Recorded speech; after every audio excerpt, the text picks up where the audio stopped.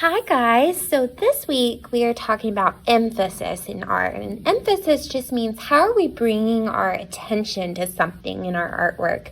So this week we're going to keep it simple and we're just using shape and color in our art.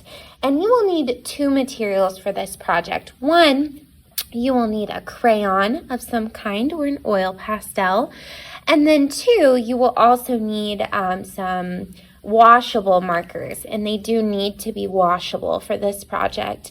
If you don't have washable markers, you could always use paint, or you could just color in your areas that we're going to be using this technique in today. So for the first thing I'm going to do is I'm going to find myself a black crayon in my bucket. All right, I couldn't find a great black crayon, so I'm going to be using a black oil pastel, which is just basically like a softer crayon. But for at home, you can absolutely just use a crayon. And I'm going to decide for myself what shape do I want to make in the middle of my paper. So I could keep it simple and do something like a circle, a square, a triangle. Or I could do more of a fun shape like a star or a heart. So whatever shape you choose is up to you.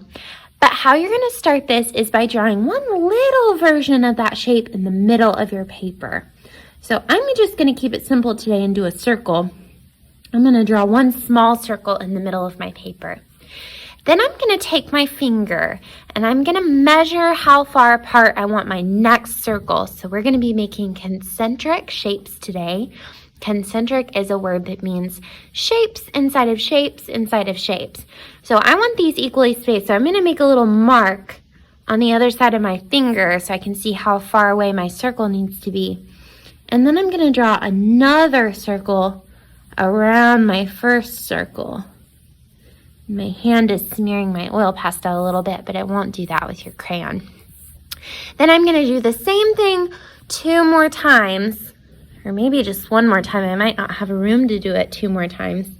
So I'm going to measure with my finger, make a little mark for how far apart that needs to be, and then I'm going to draw 1 more circle around the outside of it.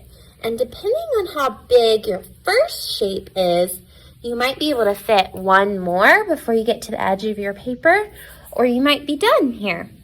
So now that I've done 1, 2, 3 circles inside of circles inside of circles, now I'm going to give myself what I like to call little roads that are leading out from the edges of my circle. So I'm going to give myself 2 lines right here, like a little road. So if I was driving around this shape in my car, I could go and come out here. I'm going to do another road across the street from that one. And then 2 more going this way. So it basically makes like a big T shape through my circles that I did in the middle.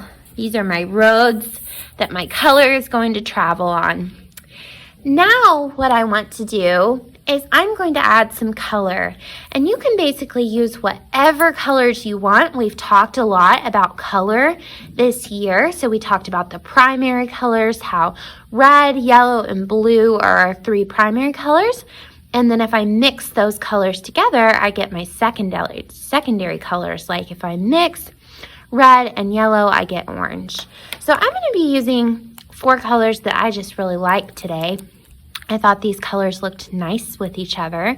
I have 2 cool colors, 2 colors on one side of my color wheel, like turquoise and green. And then I have 2 warm colors that are on the other side of my color wheel, which are pink and orange.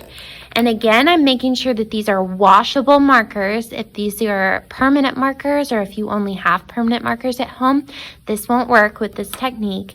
I also have a watercolor brush. It doesn't have to be a watercolor brush. Any paintbrush will do. This one happens to be a watercolor brush. It's got a really long handle and kind of long, soft bristles on it.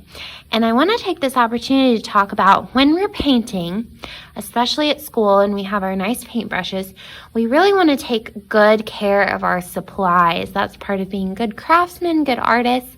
And so when I'm going to paint today, I'm not smushing my bristles down so they look all sad like that. And then when I dry my brush off, I really want to like pet it with my hand almost and make sure that all the bristles are going in the same direction. So I want to take good care of my paintbrushes so that they last me a long time.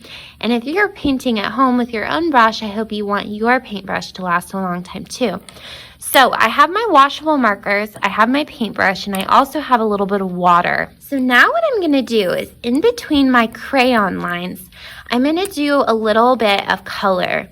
And if you hold your marker straight up and down, you get really thin lines of color like that. But if you hold your marker like you would hold a pencil, so I'm resting it either on this finger, my third finger right here, or this finger, depending on how you hold a pencil, and I draw with the side of my marker, you can see that my lines are so much thicker because I'm using this flat side of the marker and not the pointy little tip. So we want to use the flat side of our markers today. And I'm going to go in between all of my crayon sections and I'm going to add a really fat line of my colors all the way around. And I just need one. I don't need to color in all these sections because we're going to do a little magic here in a second. So now it's time for my water, and the magic thing about washable markers is they're washable even on paper.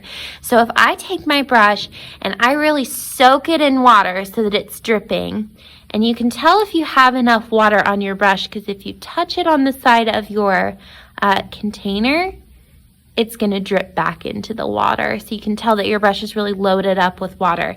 So my brush is super full. It's dripping a little bit. It's so full. And I'm going to go right over my washable markers and start painting. So the more water you add, the more your paint will move, or your marker will move rather. And then these crayon lines that we did will keep our paint in its correct section. So I'm just going through and I'm painting over all my marker lines, almost turning my marker into watercolor.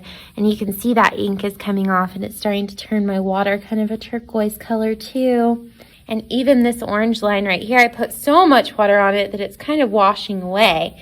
So be sure that you're not soaking through your paper so much that you're going to tear certain areas, but you do want your marker to sort of move around a little bit. So we hope you guys have fun playing with emphasis this week, drawing attention to a certain part of your artwork. We're doing that with shape and color this week. And we hope you have fun kind of transforming markers into paint this week as well, if you happen to have those supplies at home. If you give this project a try, please don't forget to share with us. We love seeing what you guys are making. Have fun!